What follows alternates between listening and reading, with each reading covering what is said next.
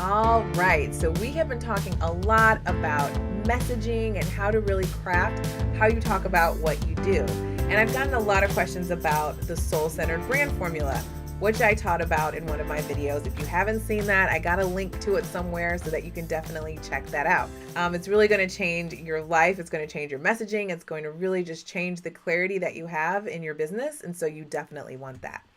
Now, one of the components of the soul-centered brand formula is your story. And there were a lot of questions about this. And so I wanted to do an episode to just specifically focus on that. So for one, it's like, how do I pick a story, or how do I start my story? What's the story? How do I do a story? So I'm going to stop the swirling right now and get you really clear really fast. So the first thing that you need to consider is that your story, when we're talking about your business, it has to relate to your business. It's not just any story in the world. It's actually your brand story. So that right there should calm you down and just let you know that it's got to be related to your business. Because think about it, you're sharing your story when you're maybe standing in the front of the room, maybe you're doing a video, maybe you have a podcast, maybe you're writing a blog post, maybe you're writing your about page, right? Whatever it is, though, you're sharing your story as it relates to your business. So it's not about anything under the sun. It's not about why your hair curls a weird way or why you tend to prefer the color blue. It's nothing random like that. It's typically going to be how you came to do what you do. What is the story? What is the journey that brought you to do the work that you do, or it's a story about why you are so uniquely gifted to do what you do. Right now, Marie Kondo's show is on Netflix and it's super, super popular. I read the book. I haven't binge watched the show yet. I did watch one episode, but they were stressed out about laundry, and so then that was stressing me out. But anyway, I read the book and I loved it. And what I loved about it so much was how it just illustrated how she was so divinely designed for what she's doing now from a really young age. It's really just who she is. And so even though one half of the story is the practical part, I really enjoyed just her story about how she came to do what she does, because that's really part of her brand story. So for you, what is your story? How did you come to do what you do today? You know, why? What was that journey? And so just knowing that right now, you could turn me off and just go and figure that out, write it down, and that's forever your brand story, and you'd be good to go.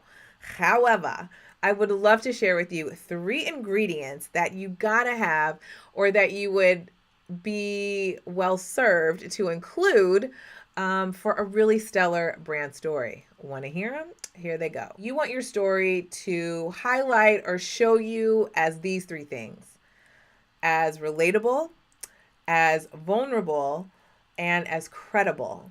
Now, I was trained in the old school where, it's kind of like the 80s businessman vibe of very buttoned up, guru on the mountaintop, flawless, just totally perfect.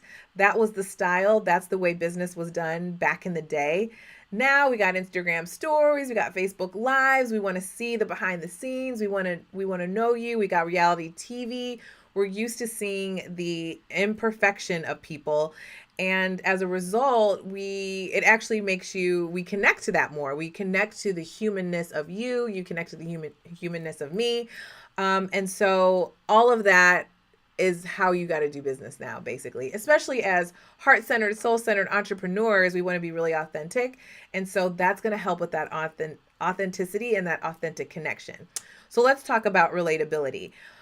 You really want your story to be relatable. You want people to understand that you're human. And so you need to draw out pieces of your story that another person could relate to. And really what that's going to be is just you being really honest about, your journey. The next thing you want to do is be vulnerable. Don't be afraid to show that you were imperfect, or show that, it's not all sunshine and rainbows. Actually, that's going to help with the relatability piece too. But when you're standing in the front of the room, the thought is that you should seem perfect because you're attempting to teach people something and maybe even sell them something. But the truth is, there is a way to craft vulnerability into your brand story in such a way that will actually create a real strong connection and people will see your vulnerability, and then they will feel more instantly connected to you. Now, you're also going to have that credibility piece in there, and that's the next thing you want to have included. So when you have vulnerability and credibility, you don't have to worry about you just looking like a puddle of a mess on the floor, because you're also including that credibility piece. And so the credibility piece used to be all that was there, right? Your credentials and why you're so great, why you deserve to stand in the front of the room. So you want to have that piece there too. So again, you want the relatability, the vulnerability, and the credibility all woven into your brand story. And when you have that, you have a stellar brand story that really connects, really positions you well.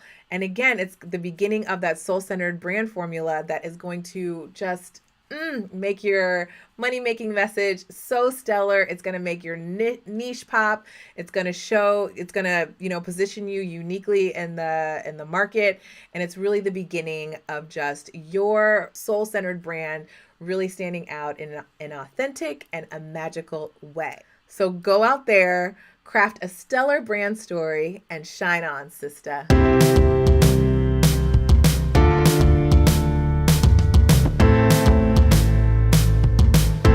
So we have been,